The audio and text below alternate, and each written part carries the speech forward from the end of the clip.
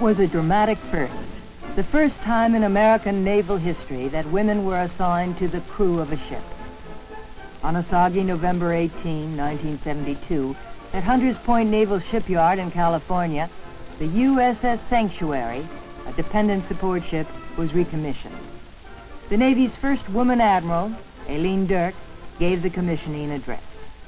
The Sanctuary is being recommissioned as a new and unusual type of ship with a new mission to assist the Navy's effort to improve morale and flexibility by home porting combatant ships overseas.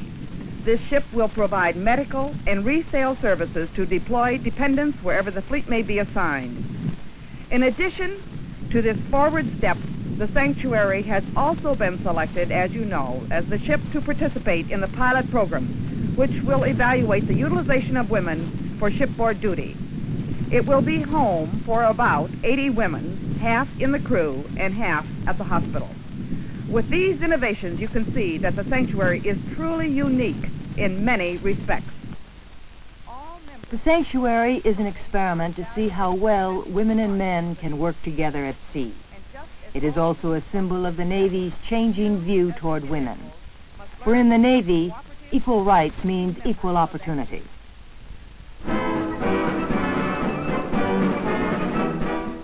However, women in the Navy are not new. Dating back to World War I, Navy women have had a long history of proud service. Back in those days, they were known as yeomanettes, and they provided much valuable assistance in the war effort. Joy Hancock, whose Navy career would span 4 decades, was one of those who volunteered. Our Secretary of the Navy at that time was Josephus Daniels. He didn't cut the corners, but he found a very easy and practical way, generally, to do things. And when we found that civil service couldn't supply the number of women they wanted in the clerical ratings, he said, well, is there any reason why they shouldn't be sworn into the Naval Reserve? And his aides looked up the law, the legislation, and much to their surprise, they found that someone had neglected to write in the word male into the legislation. So Mr. Daniels said, all right, bring in the women, and that was it. We were accepted because we had certain skills to offer, mostly in the clerical field. And of course, they did expand to communications, cryptology, and telephone operators. 1918. The war ends and women are mustered out. No thought is given to keeping them in service. Not until 20 years later does that thought reappear.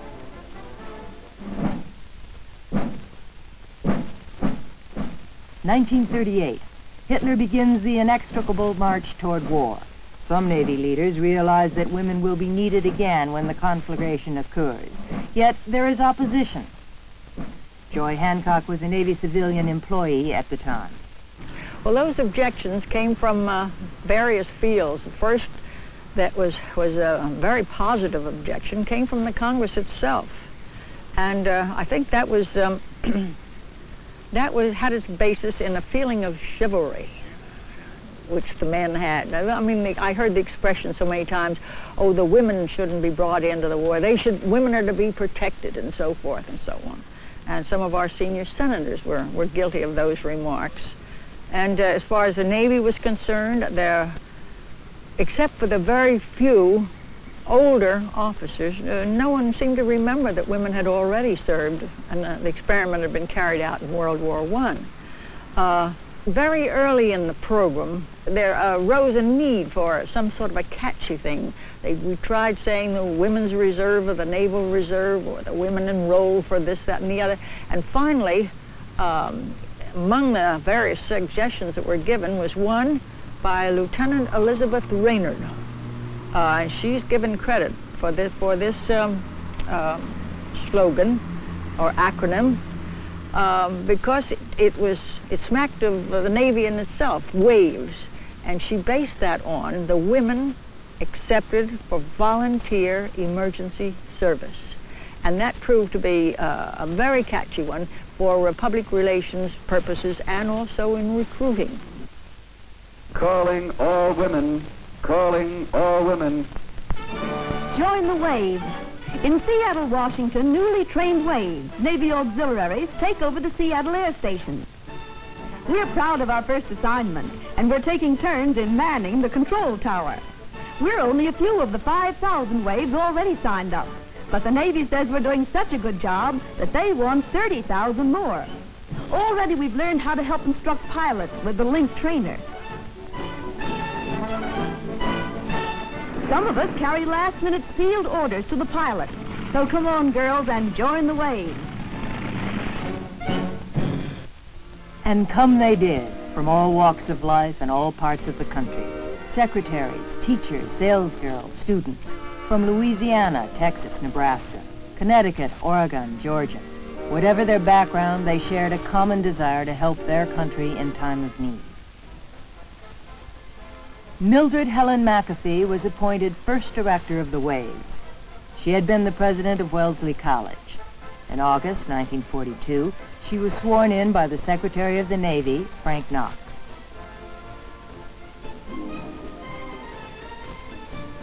Practically overnight, 2 major training centers were established for women. One for officers at Smith College in Northampton, Massachusetts. The other for enlisted waves at Hunter College, New York City. This training facility was nicknamed the SS Hunter. By the end of the first year, 27,000 women were in Navy uniforms, and more were coming every day.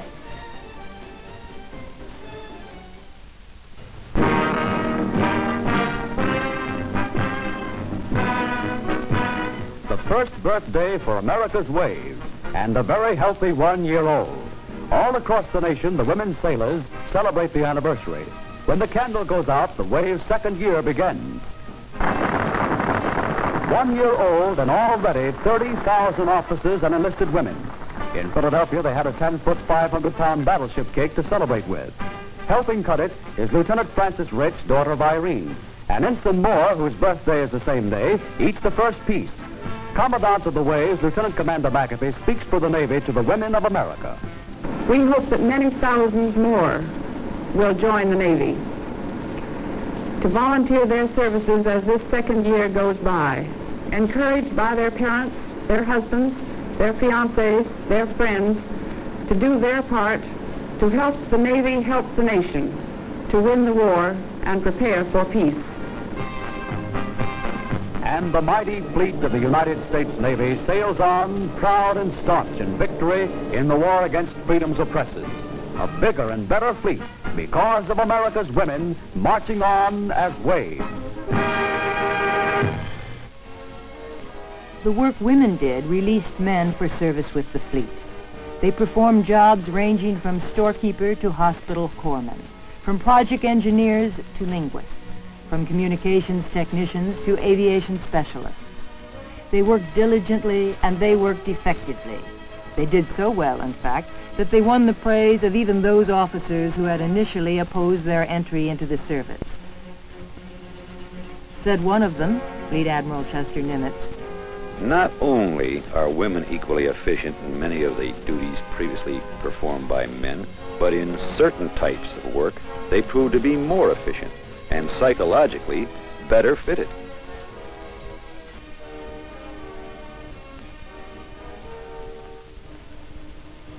By the end of the war, more than 86,000 Navy women had served with pride.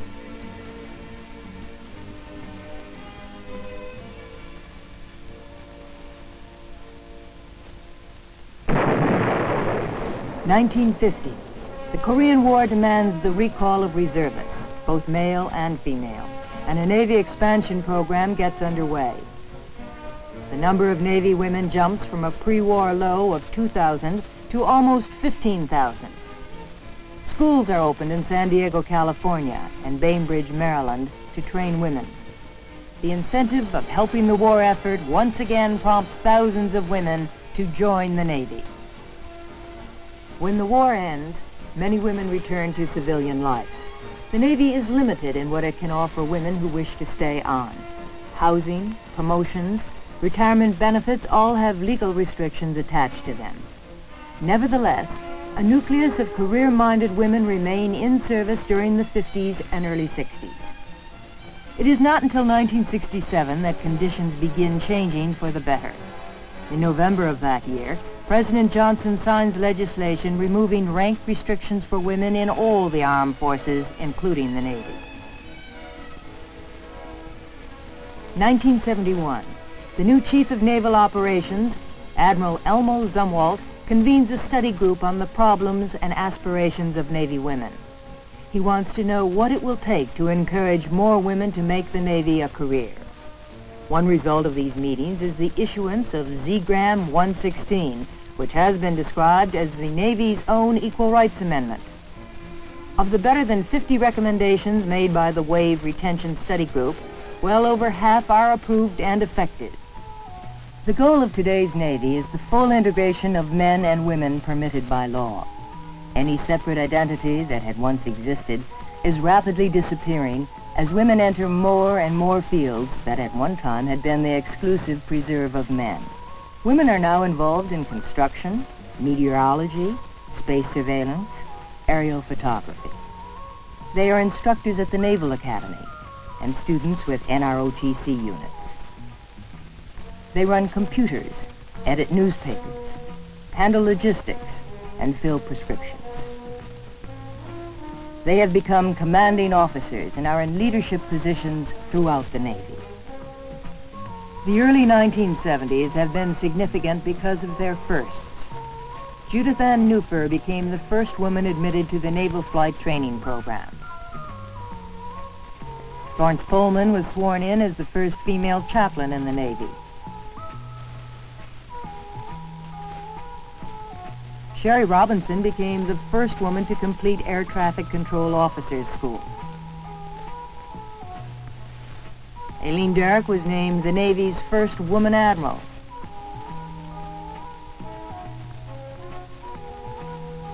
Admiral Derrick's promotion ceremony contained another first.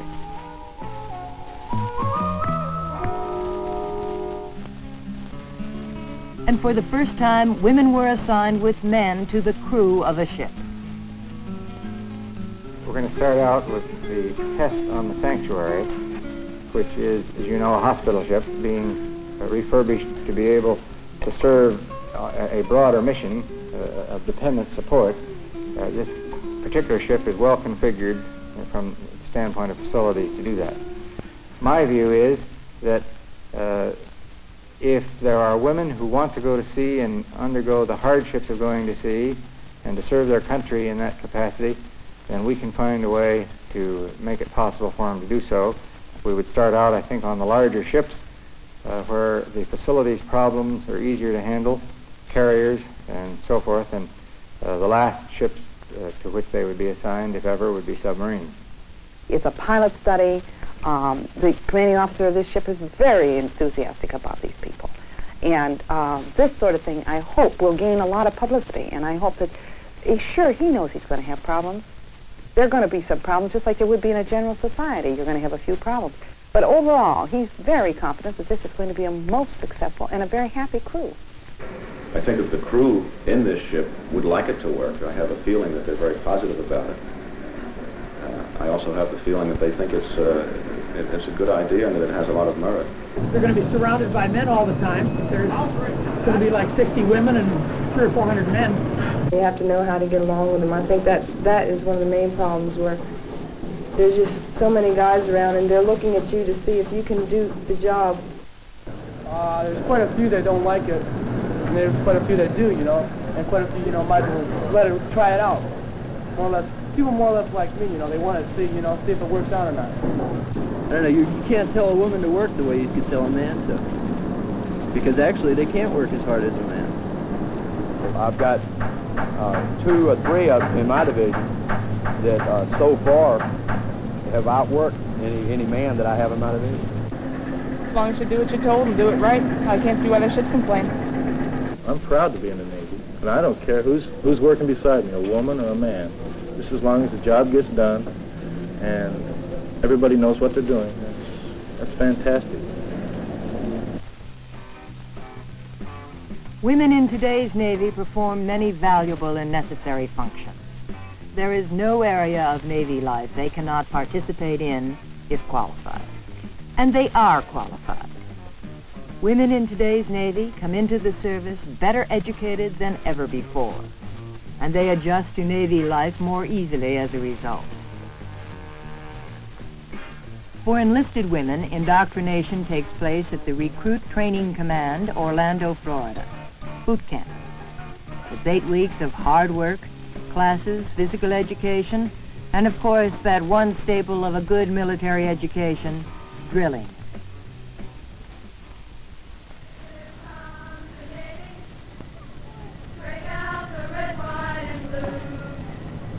Here comes the Navy, fighting a seagoing crew. Pa-pa-pa-pa-pa, make way for Navy. Navy with anchors away. Everybody loves the Navy, Navy, Navy of the U.S.A. Enlisted from the 50 states. Together, we become shipmates. Together, we're gonna make it great. And we'll keep trucking left, right, right, left. 3072. 3072. 3072. For we are in the Navy. Peacetime recruits. Recruits! Marching together. We're never out of step. We're in a Navy suit, for we are always happy, singing our song. For we are in the Navy, where we belong.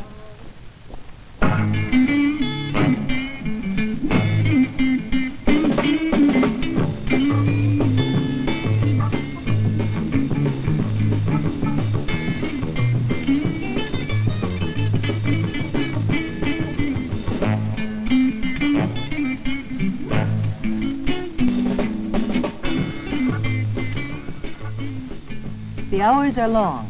Reveille sounds at 5 a.m., taps well past 9 p.m., and the training is hard. There are no two ways about it. Why do they do it? Well, strangely enough, women's liberation has little appeal to these young ladies. Most Navy women feel liberated before they join. If anything, what they seek is the structuring Navy discipline gives to their lives.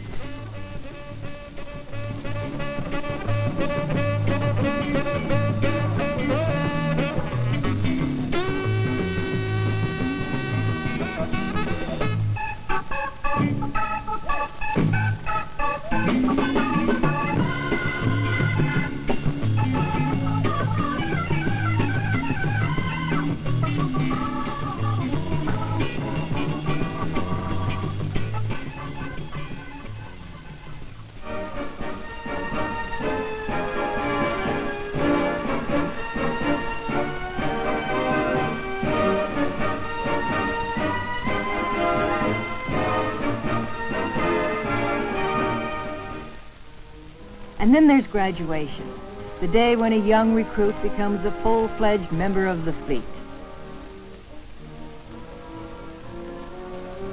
The last pass in review when her friends and family can share in her achievement.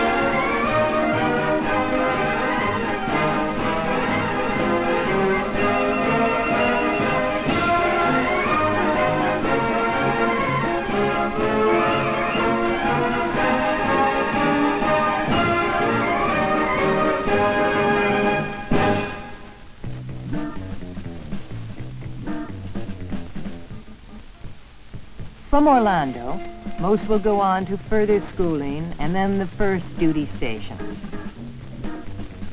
Wherever assigned, they are secure in the knowledge that the jobs they do are an important, integral part of the Navy. They are needed.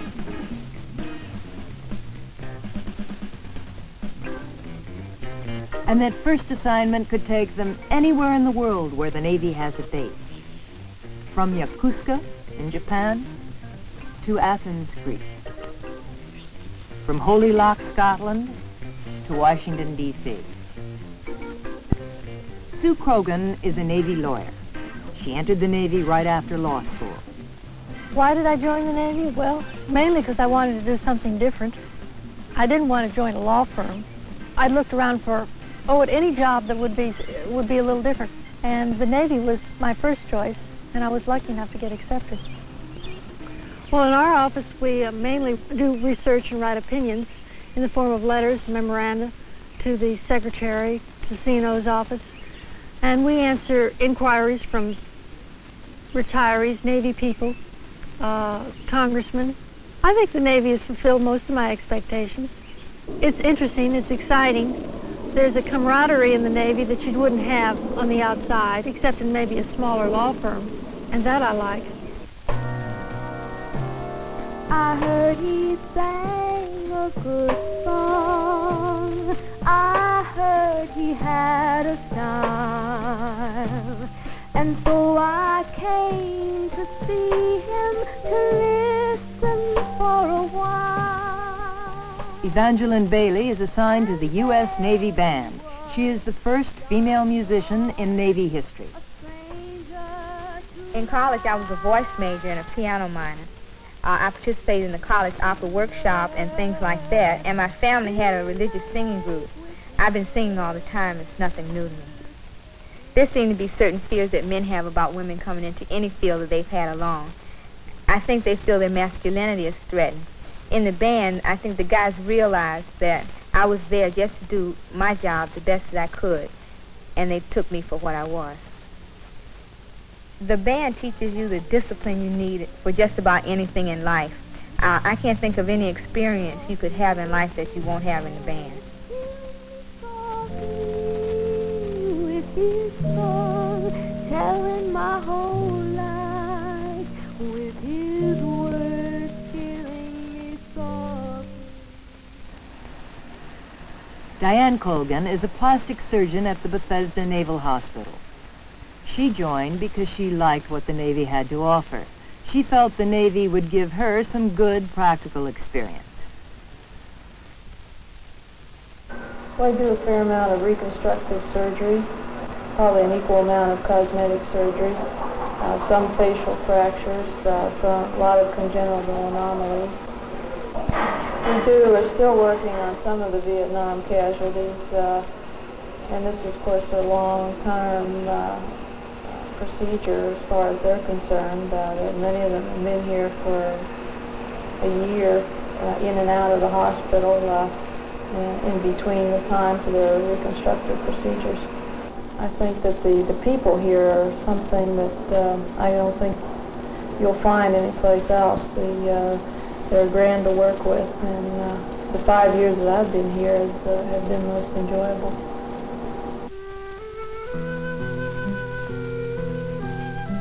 Marianne Gardner is one of more than 2,600 Navy nurses who serve worldwide. She works in an intensive care unit. Like most Navy nurses, she appreciates the fact that she can move from one duty station to another without any loss in seniority or pay. The work here is not easy. It takes a special devotion to face the crisis situations these courageous nurses must handle. I joined the Navy while I was still in school for a couple of reasons. I had never been very far away from home. I wanted to do a little bit of traveling, see some other places, and plus they helped put me through school. I enjoy the independence that you're given as far as working pretty much on your own with help. You know, if you want it, it's there. Well, I enjoy being a Navy nurse. I enjoy being part of the Navy Nurse Corps and working together with people who have come from all over the country. You have a sense of belonging.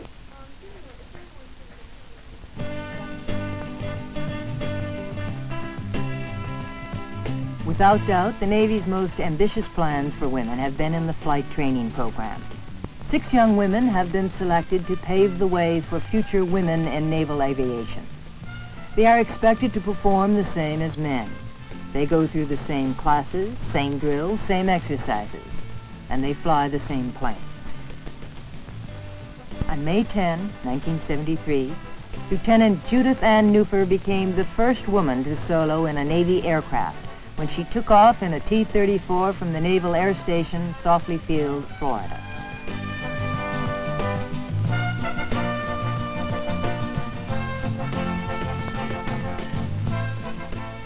It was a very good feeling to know that I had actually taken that plane off and brought it back home all on my own. It was definitely a feeling of satisfaction, a feeling of having gotten over one hurdle. And I think it helped to sort of build a little confidence, too, that we are in the program, we can fly the plane, and we are able to cope with the pressures and the rigorous training that we're involved in. Our Navy's strength lies in the fact that individuals are given the chance to show what they can do. Black or white, male or female, the opportunity is there. These women prove it. The ladies who wear the navy blue.